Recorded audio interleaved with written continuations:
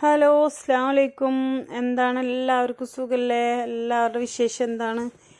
പിന്നെ ഇന്ന് എവിടേക്ക് പോകണമെന്നറിയോ? എൻ്റെ വീട്ടിൽ നിന്ന് ടൈപ്പ് ഇറങ്ങിയാക്കണം. കുറച്ചേ ഉള്ളൂ.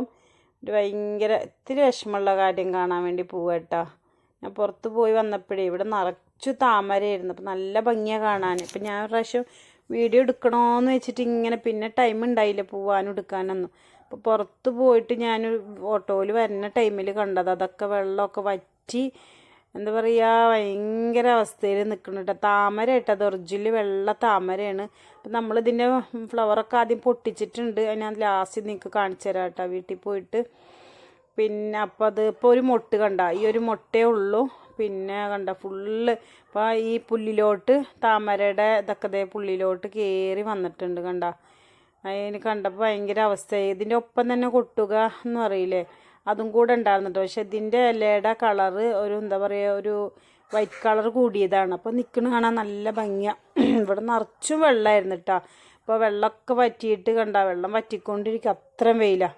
അപ്പം മീനും ഉള്ള തവളയൊക്കെ ഇങ്ങനെ എന്താ പറയുക രക്ഷിക്കണേ എന്നുള്ള മൈൻഡിലാണെന്ന് തോന്നുന്നുണ്ട് വെള്ളത്തിൽ നിൽക്കുന്നത്. അപ്പോൾ ഇപ്പോൾ ആകനൊരൊറ്റ മുട്ടുള്ളൂ കേട്ടോ. അപ്പോൾ ഞാൻ അപ്പുറത്തുനിന്ന് ഇപ്പുറത്തെ സൈഡിൽ വന്നിട്ടൊന്ന് ശരിക്കും ക്ലിയറായിട്ട് എടുക്കാച്ചിട്ട് വന്നിട്ടെടുത്തതാണ്. ഇവിടെ ശരിക്കും പറഞ്ഞാൽ ഒരു കുഞ്ഞൊരു തോടാണ്. വെള്ളം എന്തായാലും വറ്റാറുണ്ട്, പക്ഷെ ഇത്ര പെട്ടെന്ന് വെള്ളം വറ്റുമെന്ന് വിചാരിച്ചില്ല കേട്ടോ.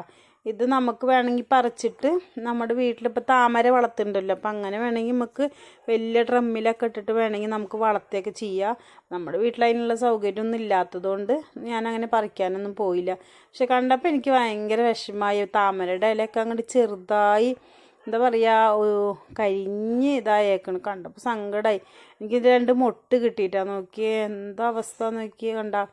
നന്നായിട്ട് വെയിൽ കൊണ്ടിട്ട് ഉണങ്ങിയിരിക്കണം.